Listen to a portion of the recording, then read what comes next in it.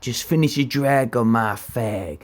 Did you know that the Ford Mondeo was 1994 European Car of the Year and was the first car in its class to come equipped with driver's side airbag on all models from base to top of the range? It also featured safety features like side impact beams, but it was criticised for its poor headlight performance, yellowing side repeat markers, cramped footwells in the front, because when they were designing the car, they wanted it to be a car that could accommodate any engine, not just a front wheel drive little rambler like it became, but it could fit a V8 or anything in between, which led to a large bell housing which intruded into the passenger footwell, which led to cramped interior space. This reflected in the crash test results, which were modest. It was supposed to be a Nissan Primera beater, but it scored behind it in the crash test rating at 3 stars.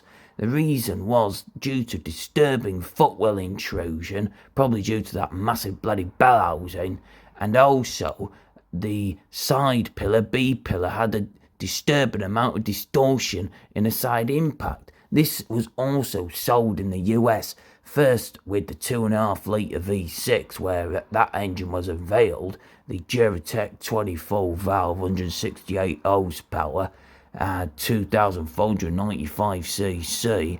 It was sold with a V6. The police force in the UK also used them, about 73 vehicles in white as well. They were the ST200s, I believe. But yeah, these cars were quite alright for their time. And yes, going back to the crash test, 3 stars rating. And it was beaten by the Primera, which it was supposed to set a benchmark, was the Primera. But yeah, it was a gamble for Focus. They spent about £6 billion in development between US and UK design studios, starting in 1986 and basing off the Honda Accord. But when the Nissan Primera came out in 1990, that became the new European car that set the benchmark. So that's what they based it off. God almighty, this is a hell of a rant, innit?